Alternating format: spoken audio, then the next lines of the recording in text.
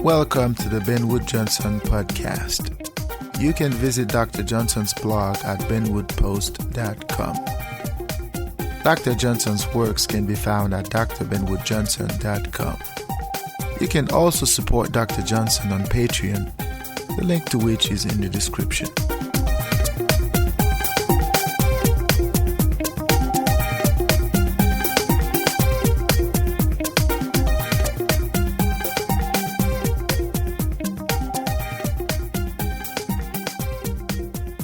Hey, welcome to the Benwood Johnson podcast. Today is August the 27th, 2018, and this is podcast number 14. Today we're going to be talking about a very peculiar topic. We are going to talk about racism. Now, before we go further, let me say that racism is a controversial issue. People have different approaches, different understandings, different ways of looking at the concept, and I am not going to debate the concept in depth here. So I did not really want to talk about this, but there are so many things that are happening in my life at this point, so many things that are affecting my life that I feel like I have an obligation to speak up a little bit. And in this podcast, I am going to do just that. Now, you may not agree with what I'm about to say, but don't take it personally, because I am not criticizing you personally. I am not criticizing your country.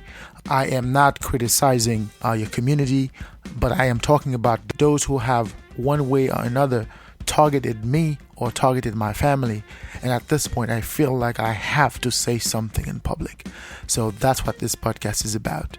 As usual, without further ado, let us get to it.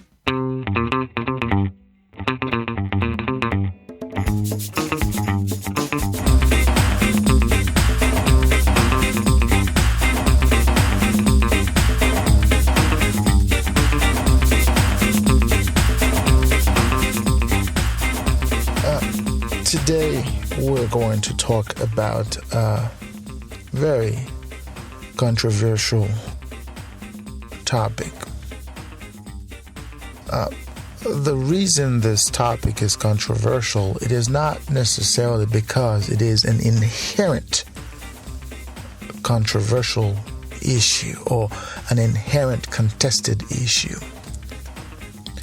It is controversial because there's a certain bad faith on the part of the people who approach the subject.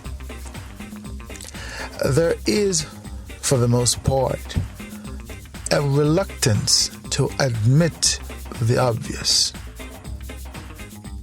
There is, for the most part, a desire to suppress the reality that is before everybody else's eyes. And that's one of the reasons the concept of racism is often contested. It is not because the person who contests it does not know the existence of racism. It is because sometimes it does not suit them to admit that. Okay. But there's also another side of the subject, and that is when people want to use the concept or want to use racism as a way to admonish others, as a way to lambaste others, as a weapon, so to speak. So some people are automatically on the defensive when people call them racist. But there are also those who are automatically on the offense when people do something to them they do not understand, they do not comprehend, and they automatically label that as being racist. The answer lies in the middle. Because sometimes what people do to one another is racist in a way that it is based on the fact that the other is the other. Whenever you treat a person, whether that person is black, white, Latino, or whatnot, whenever you treat a person not because of what they do, what they represent, what they've accomplished or not accomplished.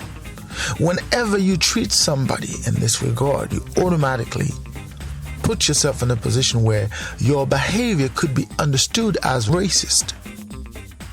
The concept of racism is not that difficult to understand, because when we're talking about racism, the fundamental thing we have to understand, the fundamental understanding we have to have, is that it is a behavior that is based on race.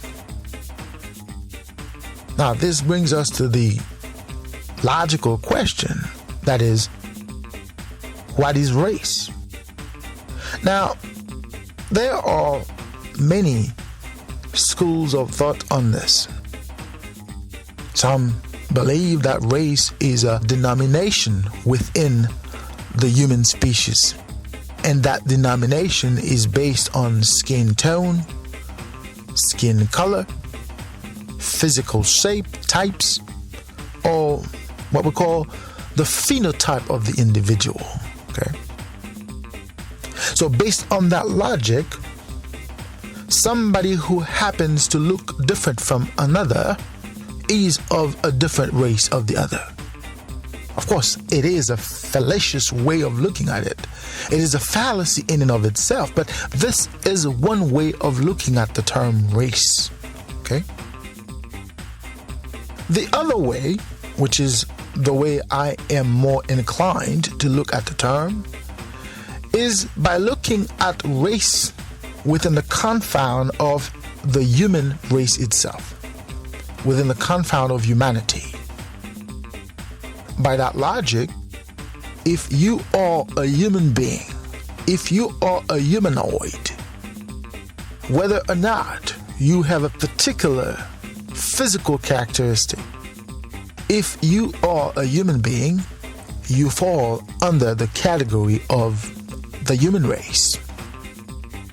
And any distinction within that category has to be in relation to anything but a human being. In other words, the human race only applies in relation to other living entities, or the dogs, the horses, the lions and whatnot. Okay? Because if we are talking about humanity as a unit, we could not have subunits within the unit of humanity itself.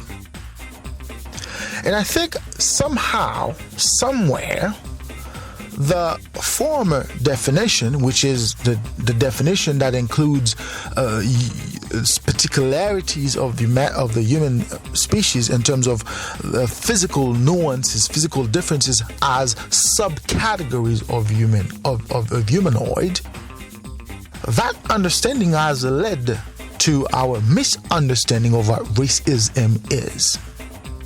Okay. By definition, racism is a behavior. It's a way of treating the other. Okay. When you treat a person a way, or when you do not treat a person a particular way, because that person happens to be a person, by the latter definition, that's racism. If you deprive a human being something for the simple fact that he or she is a human being, that's racism. If you treat a person differently because he or she is a person, that's racism. But we tend to look at the term in terms of what one particular group does to another. I disagree with that understanding, because I do not think racism has anything to do with being black or being white or being Latino and whatnot. Because at the end of the day, we are all racist, or we all have a tendency to behave in such a way. Now, the reason I am bringing this up today, it is because, I have found it very difficult to live in an environment where I am treated or persons like me are treated differently simply because we look different. Simply because we happen to come from a different country in the world. And by definition, or at least by the definition I mentioned before, this is racism. So it doesn't matter whether a white person is treating me in a way, or a black person is treating me in a way, or a Latino is treating me in a way, so long as I am being treated differently because I happen to look different and be different, that is racism. Now, as I said before, I understand there's a certain tendency to recoil when the subject is, when we're talking about this subject. Because sometimes people have a view of racism that does not necessarily fit the narrative of the mainstream understanding of what racism is or ought to be. I am not mainstream. I do not see the world from a mainstream lens. I see the world from the little corner where I stand. What I see is based on what I can see and understand. I should never see the world according to you, according to them, according to they. I could never do that. If I were to see the world from that prism, I would do a disservice to myself. I would do a disservice to my capacity to be. I have to experience the world to know the world. Otherwise, everything else I hear about the world, those are things that I hear about the world. So I could not speak about those experiences, for I have not lived them personally. So my understanding of the world has to be inherently subjective. Now, if it happens that my experience is similar to yours, then it is okay for us to have a similar understanding about the world. But that does not necessarily make it what the world is. It is our understanding about the world. It is our view of what we've experienced in the world, okay? That does not make it less important. That does not make it more important than what others have gone through, okay? And I think that's where the debate about racism sort of takes a turn for the worse. Because there are those who have a particular view about the world. Some have a particular view about their world. But they want to impose that view onto others. They want you to agree with them as if this is how the world is and this is how we ought to accept it to be, when it is not like that for me. See, when we are talking about racism, I have a very different experience. It might not be racism to you because from where you stand, that's not how it looks. And that's okay. But from where I am standing, or from where I stand, that's how it feels. And it should be okay. You should be okay if this is how I feel. It may not have been your intention to make me feel this way. It could be that you did not want to make me feel this way. But at the end of the day, this is how I feel. And you have an obligation to acknowledge how I feel. You have an obligation to change the course of your behavior in relation to how I feel. And this is what civilization is about. This is what conviviality is about. This is what humility is about. You have to understand where the other is coming from. Why the other feels this way about you or about the people around you. If you're going to accept that the other is not insane, if the other tells you what it is you're doing to him is offensive in X or Y way, you have to acknowledge that and adjust the way you're treating the other. And when you refuse to acknowledge the other, when you refuse to change the course of your behavior towards the other, you are perpetrating racism. And it doesn't matter that you are black, white, Latino or not. What matters is the way you treat the other. If you treat the other in a demeaning way, degrading way, denying the other the opportunity to be, removing the other from the opportunities, okay, preventing the other from enjoying their lives or his or her life. If you are going to treat the other this way, the other has no other alternative but to think about you as being a racist. If you are not a racist, if you don't want to be perceived as a racist, you have to acknowledge the other and adjust your behavior towards the other. It doesn't make sense that you find it easy to deny the other's suffering. It does not make any sense to justify your behavior towards the other by ignoring the other, by ignoring what you have done to the other. I think it is important when we are talking about racism, we understand why it is still a major issue in society. It is simply because we do not want to acknowledge that we are racist to some extent. We do not want to acknowledge that sometimes we don't do it because we wanted to do it. We do it inadvertently. We do it just because we weren't paying attention to what we were doing to the other. But the other, from where he is standing, he feels that behavior as you being against his beingness. When you attack me as a person, when you see my livelihood as unworthy, when you treat me in a way that you are telling to the world that I don't deserve to be, that is racism. Whether or not you did it intentionally, it's irrelevant. And the minute you know that your behavior to me, towards me or my family, is of that nature, you have an obligation to correct it. And failure of you to do so is blatant racism.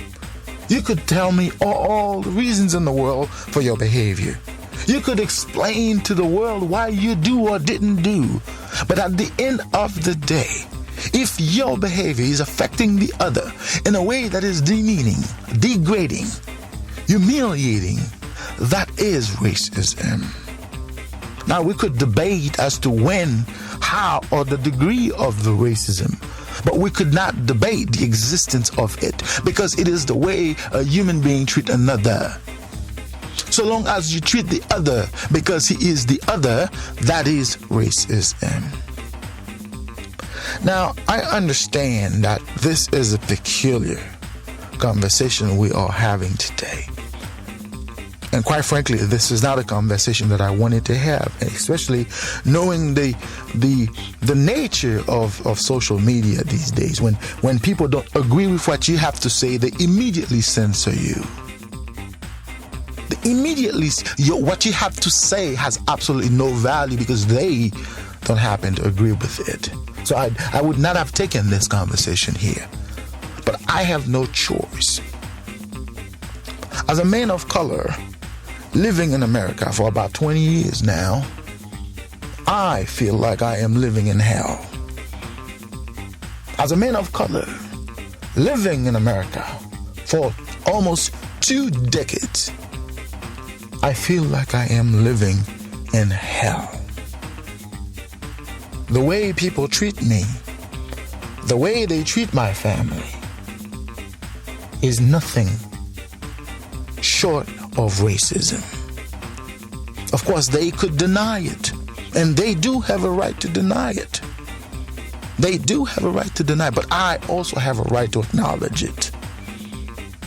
When what they do to me or what they do to my family, from their vantage point, is not racism, it is applying the law, applying their policy, applying whatever it is that they think they can use to justify their behavior. If this is how they can justify that behavior, it's irrelevant to me. It is irrelevant to me because from where I stand, this is a discrimination against me. From where I stand, this is a discrimination against my family. From where I stand, this is a discrimination against my livelihood. And since I am being treated like the other, simply because I am the other, then I can only call it racism. You could agree, you could disagree. But at the end of the day, it is what it is. If it quacks like a dog, walks like a dog, swims like a dog, then it is a dog. If it feels like racism, smells like racism, and hurts like racism, then there's no doubt it is racism. You could agree to disagree. You could deny it, but that would not change the fact that it is what it is.